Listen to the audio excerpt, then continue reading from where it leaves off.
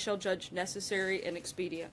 With that in mind, we're pleased to announce that the President has accepted the Speaker's invitation to deliver the State of the Union address on January 30th. As you all know, the holiday season is in full swing here at the White House, with Thanksgiving having just passed and Christmas on the horizon. We've also just survived Black Friday and Cyber Monday, the biggest shopping days of the year. But right in the middle of all of this is another important day that deserves attention. Earlier this week was the 6th annual Giving Tuesday. Giving Tuesday was created in 2012 to celebrate and support philanthropy. It's a great reminder each year that we have the opportunity and the duty to give back to the people, the institutions, to the country that have given us all so much. As the Gospel of Luke says, from everyone who has been given much, much will be demanded, and from the one who has been entrusted with much, much more will be asked. Americans understand this. Year after year, the United States ranks at or near the top of the World Giving Index, which ranks countries according to how charitable their people are. In a statement earlier this week, the President encouraged people all over the country to open up their hearts and their pocketbooks to support worthy causes. This Giving Tuesday, he said, I thank those who have contributed to charitable organizations, including our houses of worship, and ask that we continue to come together to give and help others in need, especially to communities devastated by the recent natural disasters. Together, we can ensure that the blessings of this holiday season are shared around the world. The President is leading by example on this. As you're aware, he donates his full presidential salary on a quarterly basis. He donated his first quarter salary to fund restoration projects at the National Battlefield. In the second quarter, he donated his salary to the Department of Education so they could host science, technology, engineering, and math camps for children. And today, I have Acting Secretary Hargan from HHS to make an announcement regarding what the President will be doing with his third quarter salary. So with that, I'd like to bring up the Acting Secretary. And before I wrap up, I just want to say how much we look forward to hosting everybody tomorrow. And I will be back up after the Acting Secretary makes remarks about what the donation is for to take questions on other topics. So with that, I'll turn it over to the Acting Secretary and be back up. Thank you very much, Mr. Secretary. Thank you. Appreciate it. Thanks, Sarah. So thank you, Sarah, for that, and good afternoon, everyone. As Sarah said, I'm the Acting Secretary at the Department of Health and Human Services, known as HHS. HHS is home not just to programs like Medicare and Medicaid, but also to the National Institutes of Health, NIH, the Centers for Disease Control and Prevention, known as CDC, Food and Drug Administration, FDA, and the federal government's Substance Abuse and Mental Health Agency, known as SAMHSA. That's a lot of acronyms, so sorry about that. But I want you to know what HHS does because I'm here to talk about the check that I was just given, written by President Trump to HHS using his third quarter salary. His decision to donate his salary is a tribute to his compassion, to his patriotism, and his sense of duty to the American people. But it's his compassion, above all, that drives his interest in the issue to which HHS is going to devote his donation, America's devastating opioid crisis. Since day one of this administration, President Trump's leadership on this issue has driven action on it across the federal government. Speaking for HHS in particular, earlier this year, we unveiled a comprehensive strategy that attacks the opioid epidemic on 5 fronts. The 5 points are better data on the epidemic, better research into pain and addiction, better pain management, better targeting of overdose reversing drugs, and better prevention, treatment, and recovery services. This strategy devotes HHS's unique resources and expertise to empowering heroes on the front lines of this crisis. Because after all, it's our local partners in community clinics, churches, law enforcement, schools, and state, local, and tribal governments who ultimately are going to turn the tide on this epidemic. They are fighting each day, face to face with a drug crisis that is killing more than 175 Americans every day. Now just think about that for a second. That means we'll lose 7 of our fellow Americans to drug overdoses during this press briefing alone. That kind of urgency is why President Trump delivered a speech back in October calling for HHS to declare an unprecedented nationwide public health emergency regarding the crisis. After we did so, we've continued to take aggressive action at our department, including approving state waivers to expand addiction treatment and clarifying that doctors and hospitals can share information with the patient's loved ones in dangerous situations like drug overdoses. Now, I got to meet some of the local heroes that we're working to empower just a few weeks ago when I traveled to Kentucky the day after the president's speech. We visited a clinic in Lexington that treats young mothers struggling with opioid addiction and their babies who are sometimes born physically dependent on opioids themselves. The stories we heard in Lexington hit close to home for me personally because I'm from a small town in southern Illinois, the kind of rural community that's been hit hard by this epidemic. It's also the kind of community that President Trump has spent a lot of time in over the past couple of years, where he's heard about how Americans are suffering. Part of the way we aim to stop this crisis is by raising awareness of how devastating and deadly drug addiction can be. That's why we're so pleased that President Trump has chosen to donate his salary this quarter to the planning and design of a large-scale public awareness campaign about the dangers of opioid addiction. And HHS is proud to be working with the White House on this effort. And our team of public health experts brings a great deal of experience and expertise to the table regarding how to make these campaigns effective. At HHS, our goal is to create healthier lives, stronger communities, and a safer country. And we're glad to have a president who recognizes that the opioid crisis is a huge threat to all three of these goals. The president is personally dedicated to defeating this crisis because addiction hits home for so many of us. You heard him share the story in his opioid speech about how he lost his own brother to alcoholism. And speaking personally, opioid addiction has been a presence in my hometown and my family for years. It was years ago, in fact, that I lost a close relative who constantly struggled with opioids. So this Christmas and holiday season, all of us should consider following the president's example and think about what we can do in our own private lives to help fight back against a crisis that's tearing American families apart. We all know people who are hurting this holiday season, and I know that we as Americans will rise to their aid. So thanks again for having me here today, and thanks once again to President Trump for his generous donation. Thanks, sir. Thank you. Thanks, sir. Appreciate it. Thank you, Acting Secretary Hargan. Appreciate you being here today on behalf of the department. You got a cold there, sir? I actually have strep throat, so if you guys will bear with me a little bit, I may sneak a sip of water here. Thank you for your concern. And I may not stay as long as normal, but I'm going to do the best I can. And Steve, we'll start with you on questions. Thank you. With all these reports about Secretary Tillerson today, could you talk a little bit about the relationship between the President and the Secretary? Does the President have confidence in him? And does the President agree with all of the positions that the Secretary has taken regarding North Korea, the Gulf crisis, etc.? Look, as we've said many times before, as many of you love to write these type of stories, when the president loses confidence in someone, they will no longer serve in the capacity that they're in. The president was here today with the Secretary of State. They engaged in a foreign leader visit and are continuing to work together to close out what we've seen to be an incredible year. Cecilia? Can we deduce from that that the president has confidence in the Secretary of State? I think I addressed that pretty clearly just now. Is that a yes?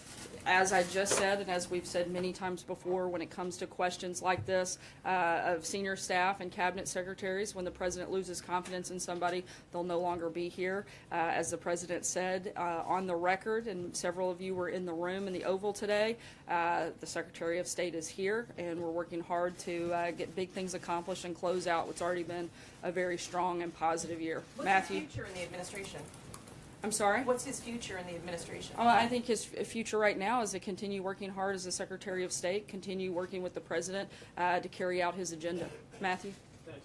A question on taxes. The Joint Committee on Taxation says that by 2027, people making between $40,000 and $50,000 a year will pay a combined $5.3 billion more in taxes under the current bill, while those earning $1 million or more will pay $5.8 billion less. And coupled with that, the University of Chicago surveyed 38 economists. Only one said that the bill would lead to substantial economic growth, and all 38 said that the cut will increase the debt. Is it the White House position that these analyses are wrong? I can't speak to that specific report because I haven't had a chance to look at it and talk to the economic team here. What I can tell you is what I've said every single day that we've been part of this process. The president laid out his priorities. We feel like the plans as of right now from the House and Senate meet those priorities of cutting taxes for the middle class, simplifying the tax code, bringing business back home. Those have been the big focus of the administration, and those are going to be the things we continue to fight for as we go through this tax policy. Steve? The JCT, nonpartisan, their analysis seems to say middle-class taxes would actually go up in a lot of cases. There are several studies that Does say White the House or opposite. the Treasury have data that would contradict that? Yeah, and there have been several studies that say that this is a good thing for the middle class. I saw one just yesterday. We'll send it to you after the briefing concludes. But again, we're going to continue fighting for this and making sure that the middle class does receive tax cuts that they deserve and frankly that they need. And we think that we're making a lot of progress on this front, and we think that we're going to get it done by the end of the year. Steve? Based on Ambassador Haley's speech yesterday at the UN and the President's tweet this morning, does this administration now advocate regime change in North Korea? And if not, why not? This administration is focused on one big thing when it comes to North Korea, and that's denuclearization of the Korean Peninsula. That's our #1 priority. That's what we're focused on. Anything beyond that is not the priority at this point. Jill? Sarah, I want to ask about the video that the president tweeted yesterday. Firstly, does the president feel that he has an obligation to ensure that the information that he shares on his Twitter feed to millions of people is accurate? I think the president feels that bringing up important issues of our time, like extreme violence and terrorism, are important to do. That was what he was doing in that process, and I think he's going to continue to do that in a number of venues, whether it's through speeches, whether it's through Twitter or other social media platforms. Does he understand, John? though, that sharing those videos might incite violence against Muslims? And does he understand that he's elevated a fringe political group that many people outside of Britain didn't even know about until Look, I think what he's done is elevate the conversation to talk about a real issue and a real threat. That's extreme violence and extreme terrorism, something that we know to be very real and something the president feels strongly about talking about and bringing up and making sure is an issue every single day, that we're looking at the best ways to protect Americans. John?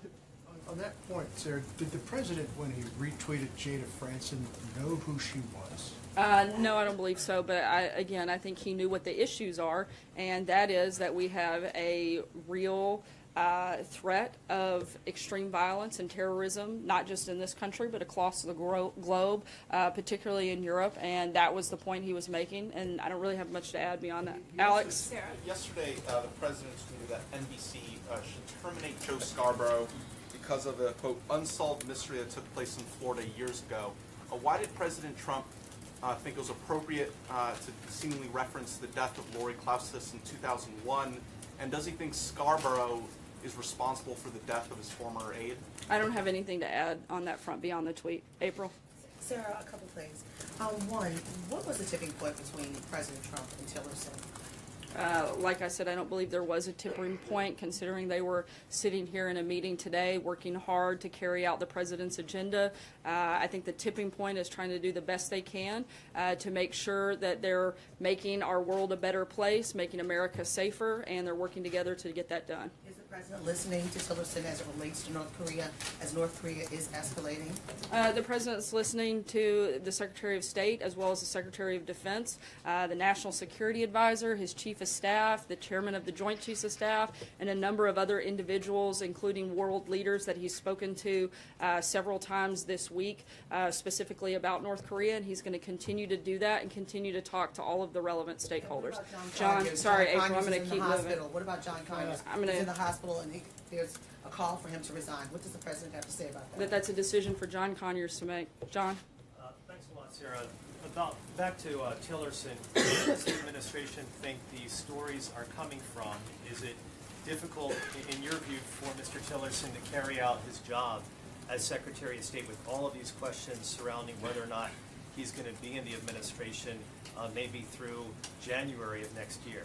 Look, I don't know where those stories are coming from. I don't try to spend most of my day figuring that out. I'd rather focus on the points that I know and the points that we're driving through the administration.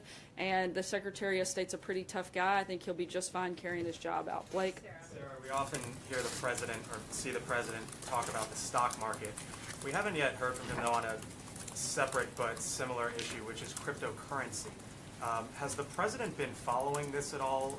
Bitcoin specifically, the major run-up in it, does he have an opinion on it? Does he feel, or does the administration feel that this is now something that needs to be regulated by the government? I know this is something that is being monitored by our team here in terms of specific briefings and announcements on it. I don't have anything that I can share with you right now, but we'll be happy to follow back up with you. I'm sorry? What kind of monitoring? Look, this is an issue. I know that Tom Bossert with the Homeland Security team and advisor to the president has brought this up in a meeting earlier this week. I know it's something that he's keeping an eye on. We'll keep you posted when we have anything further on it. Steven. Sarah, I'm sorry to hear you're not feeling well. Actually, I hope you feel better. I have a question about the president's health. Mr. Trump's predecessors, going back, I've checked as far as Ronald Reagan, every year would go up to Bethesda to be looked at by the best doctors in the military, and they would report on their health and the vital statistics to the American public. We have a month left in the year. Does President Trump intend to get a physical at Walter Reed? I'd have to ask. That's not something I've checked on, but I'd be happy to check on it. If the president intends to share any details about his health, the way his predecessors have? Well, like I said, I haven't asked him that, but I'd be happy to check. I do know that I spent 12 days on the road with him in Asia, and despite the fact that he's a little bit older than me, he had twice the energy that I do, and I'm the one sick now, and he's still going. So I think he's in pretty good health, but I'll be happy to share any information. Tolu? Thank you, Sarah. You read the verse from Luke earlier about how to those who are given much, much is expected. Linking that to tax policy, the president said yesterday that this tax bill is going to cost him a fortune. Independent analysis says that that's not true, that he's actually going to save a lot of money and his family could save more than $1 billion. So can you tell us specifically what in the bill is going to cause the president to pay more in taxes than he's paying now? Yeah, I think some of the provisions in the bill, which may or may not be there, we'll see what the final piece of legislation looks like, but a lot of the deductions that he would probably normally receive may not be part of the package that would affect his actual what he pays in taxes. But again, until there's a final piece of legislation, I can't go into much more detail, but I know that some versions of it take out a lot of those deductions that currently benefit the president and his family. Take one last question here. What's the president's response to the stiff review? I'm sorry, I'm going to go right here. The president was pretty definitive yesterday when he said he would pay more, that his wealthy friends would pay more. So what was he referring to? Well, like I just said, I believe his reference was to a lot of the deductions that may no longer exist that are in the current policy right now. Again, we'll have to see what the final piece of legislation looks like. Our focus as an administration has been to focus on middle-class tax cuts. That's why I think the president doesn't care whether or not he gets a tax cut or not, but his focus is on making sure that the middle class and middle-class families get those tax cuts, that we simplify the process, and that we bring companies back home so that they can invest here. Margaret, I'll take one more question. Sorry. You repeatedly said that Tillerson will help to close out a successful year. Are you saying that he will close out the year? Will he serve beyond that? And when you're talking about elevating the conversation here, does the president normally watch these kind of anti-Muslim videos that have been posted by this group? I mean, is that? I'm not sure every single video the president has viewed. In terms of the Secretary of State, I think I've spoken about that pretty extensively and answered that question. Deliberate by you. Were you really meaning? We're all closing out the year. You guys are closing out the year in your news network. We don't set the calendar. That's something that happened a few centuries ago. The year is going to end whether we like it or not. We're all going to close it out, and we're all going to do the very best job we can for the American people in that process. I don't mean anything by it more than that. I'm closing out the year. You guys are. I know most of you are doing end of the year stories because that's how the calendar works. The year ends, and we're going to end on a really strong note. And I think we're going to end the briefing on a strong note. And I'm going to go get some water and a few cough drops. And Sarah, what about Prime Minister May? our team will be around the rest of the afternoon to answer any other questions you guys have. We look forward to seeing you tomorrow. Before he posts them.